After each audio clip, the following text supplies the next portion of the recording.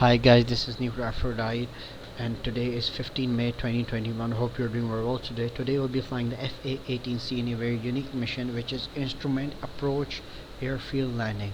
In this mission we are going to use our instruments to fly safely to the airfield, and we are going to take our instructions from Visual Flight Rules as well as the AI instructor that is there to guide us. So guys, let's start the simulator and listen to what instructors say. When visual flight rules conditions are not present, such as at night or foul weather, an instrument approach landing is used. As the name implies, this relies on the instruments of the Hornet to provide a correct azimuth and glide slope approach to the selected airfield. Although the U.S. Navy Hornet in DCS World has the Instrument Carrier Landing System, or ICLS, this is only set, used for carrier landings and not airfield landings. Down. Even in the real world, U.S. Hornets do not have ILS. As such, we'll instead use a TACAN approach azimuth and a standard 3-degree glide slope from a known distance measuring equipment and altitude. With a glide slope of 3 degrees, we can use a rule of thumb to calculate the altitude to start our descent. That being 300 feet of altitude for every nautical mile to the runway threshold. And so, we're done. A DME of 10 nautical miles would be 3,000 feet. In this lesson, we will use a typical final approach fix with a DME of 10 nautical miles from the runway to start our descent. I currently have the lesson paused. Your QNH air pressure in inches is already correctly set to 29.92. In other missions, be sure to correctly set your altimeter based on the mission briefing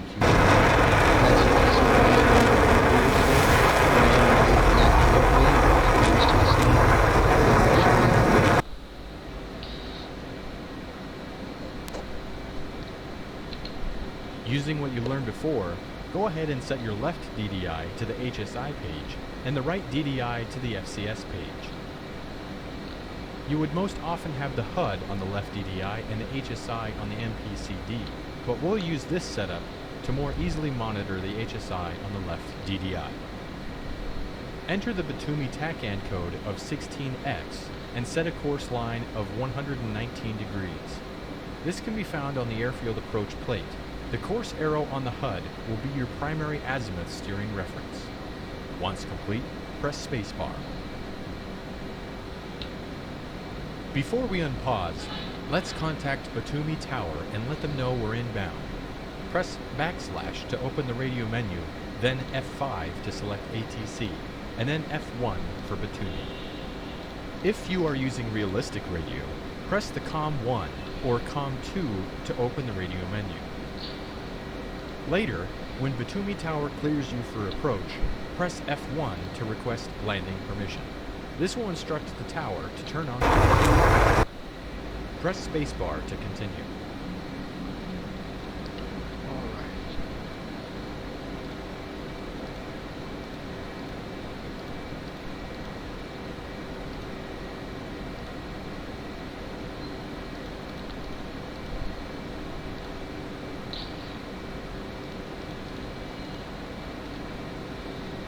Alright, we have selected everything.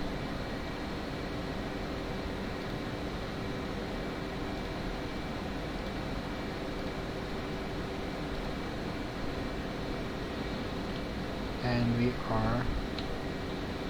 we now have everything set up for our instrument approach based on TACAN navigation with a controlled 3-degree glide slope from a final approach fix at waypoint 6. Once unpaused, fly to and maintain an airspeed of 250 knots and fly through the gate ahead. Ahead of you are a series of gates to help you stay on azimuth and glide slope. Make sure to fly through each one. When ready, press spacebar to unpause. Here we go. Reduce throttle to idle until your speed falls to 250 knots and maintain that airspeed until we reach our fixed approach point at waypoint 6. And we are going to note the TACAN heading on the HUD and HSI should be pointing directly ahead. Gates. To help slow down, you can use the speed brake by pressing left shift B to extend and B to retract. Fly through the gate ahead at waypoint 1.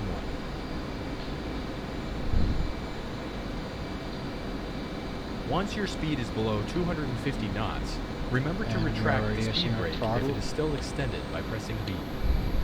Ensure your airspeed is below 250 knots and lower your landing gear and set flaps to full when 5 to 7 miles from the FAF. Passing waypoint 3 and your DME to the TACAN should be 15 miles. Keep an airspeed below 250 knots.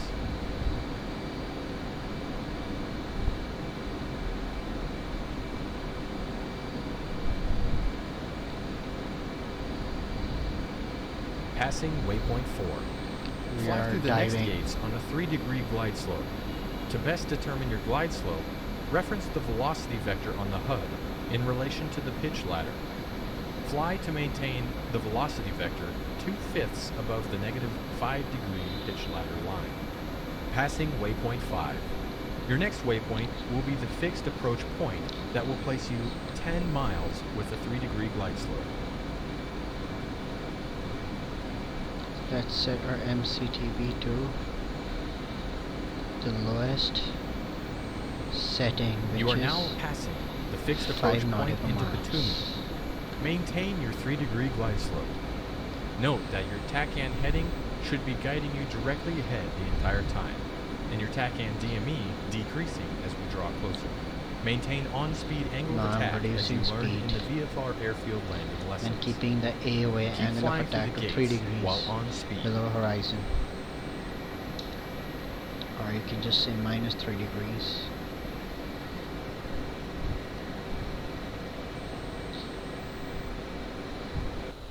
Before I go further, let me tell you something very interesting about the F-18.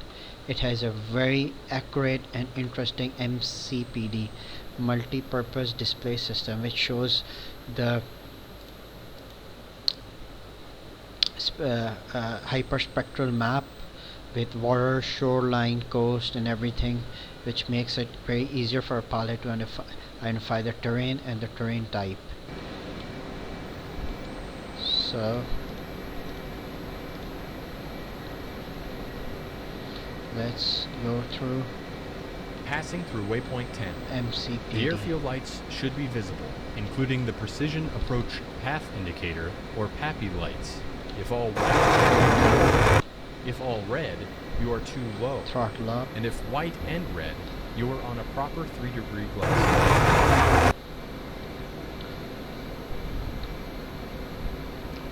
Have to maintain around 230 knots or something.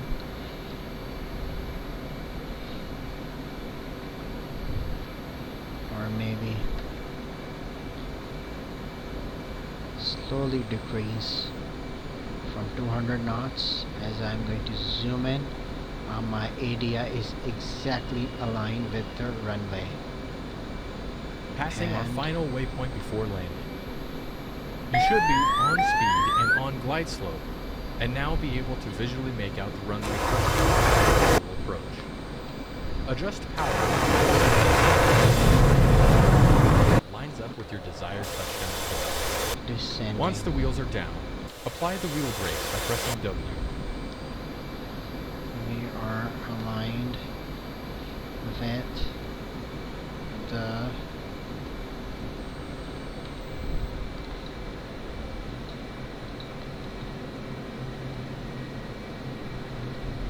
runway.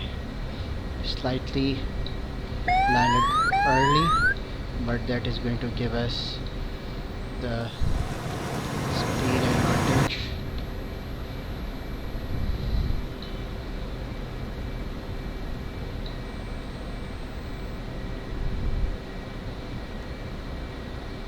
And here we are reducing our speed.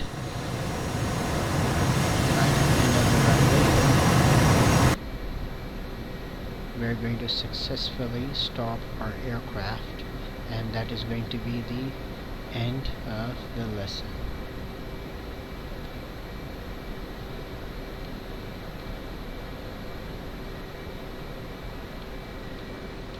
And here we are.